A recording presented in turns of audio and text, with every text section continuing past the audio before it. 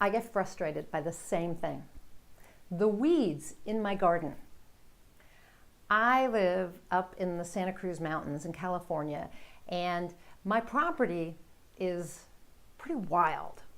And so the weeds in some of the sort of undeveloped areas can get quite big.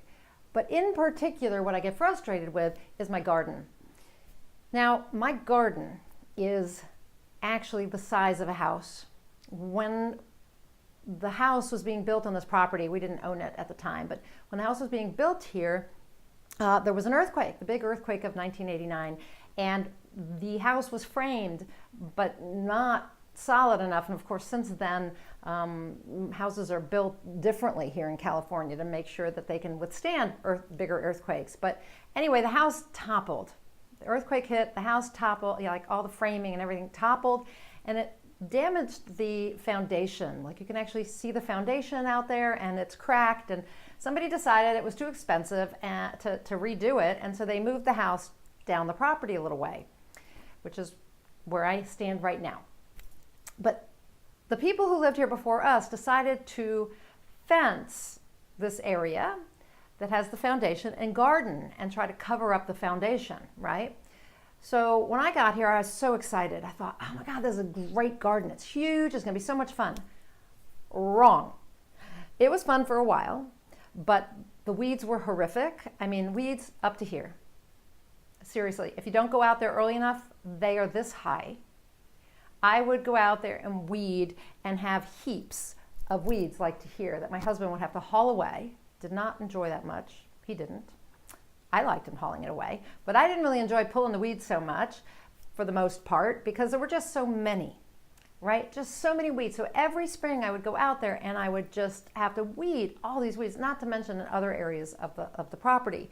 And yeah, we'd weed whack some of it, but I had to uncover all the plants. And so sometimes it was just easier for me to hand pull. So while I say I'm frustrated by this and that I was frustrated by it, it was just that it was such a big job and they would come back every year. Every year I had to do the same thing again. But when I was weeding, that was a different story. Pulling those weeds actually was kind of soothing and peaceful and meditative and healing. Having my hands in the dirt really helped me to get grounded and gave me a chance to be in touch with the earth and with myself. So I discovered that despite my aggravation with the weeds, the, head-high weeds and the amount of them, that when I got out there and I just started pulling, it was kind of a nice experience.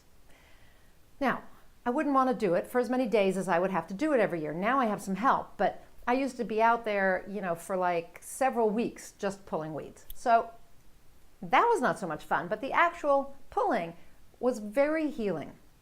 So while I would weed, I would think about things.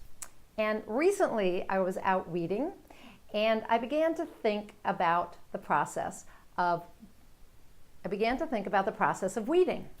Okay, so the process of weeding is very much like what we need to do in most of our life. So when you're weeding a garden, you're pulling out the weeds that are actually stifling the growth of the flowers, right? And you don't want them to recede because then you have more weeds. So you're trying to get rid of them, sort of the intruders, and allow the flowers and plants to thrive and to bloom and to be beautiful. You're beautifying your garden at the same time as helping it thrive and grow. Now, the same can be said for us. So first of all, if you look around your house, I bet there are a bunch of weeds. It's called clutter.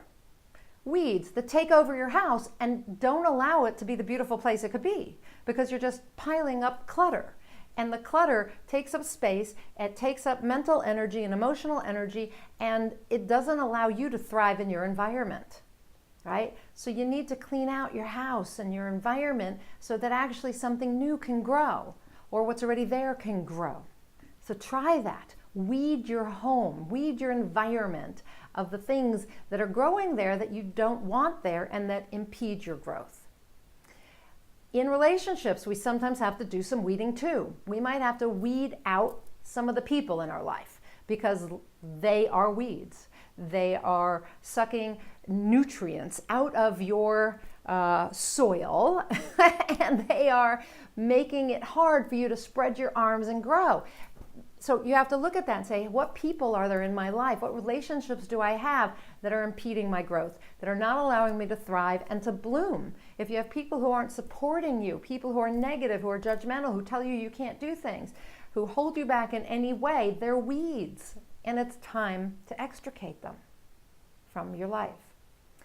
Additionally, we have weeds that form here in our heads. These are negative thoughts, negative, limiting beliefs, things that cause us to be unhappy, to be down on ourselves, to lack self-esteem and self-confidence. So the thoughts like, I can't do it, I'm stupid, I'm ugly, I'm too fat, nobody will hire me, nobody will buy this, nobody wants to spend time with me, I'm unlovable. These are weeds growing here. And you need to extricate them too. You need to pull them out by their roots and get rid of them. And in their place, I want you to plant some positive thoughts and unlimited beliefs, like I am beautiful, I am lovable, I can do anything I set my mind to, right? Plant some flowers in there to bloom and grow and to support you in your growth. So there are weeds in almost every area of our life unless we keep up with them. So in my garden, the last 2 years, I've had somebody helping me out there. She keeps up with the weeds. She's pulling them every chance she gets. And you know what? There are less of them now than there used to be. And that's what's going to happen for you. If you keep pulling weeds in your mind, in your relationships, in your home and environment, you're going to discover there are less and less of them. And you will thrive. You will grow. You will blossom. It'll be amazing. So I want you to look around at what's going on in your mind, in your relationships, in your environment, in terms of the weeds that are growing there. Pull some of those out, plant something else, grow something new that is something beautiful and fulfilling and that brings you joy. I'm Nina Amir, the Inspiration to Creation Coach. I'm one of 300 or 400, I'm not sure at this point, certified high performance coaches working around the world, and I would love to help you weed that garden, help you get from where you are now to where you want to go in life, help you fulfill your purpose and your potential, help you combine your passion and your purpose so you get inspired to action that helps you grow that garden in your life that you wish you had, that you want to have, that you know you deserve to have. So if I can help you with that, go to ninaamir.com/free session and sign up for a 1-hour free certified high performance coaching strategy session or discovery session where we will talk about your life and I will give you some tips and tools and strategies and mindsets that will help you immediately. Okay? Now, don't forget to sign up for my YouTube station down below so that you never miss one of these videos, even if you don't make it to the blog to read the blog post, because there's always a video on Monday with the blog post over at ninaamir.com. And subscribe to the blog as well by signing up for my free book offer. Okay? So let me know if I can help you. It would be my honor to serve you. And it would bring me such joy to help you weed that garden and grow something new. So until then, go out and achieve more inspired results.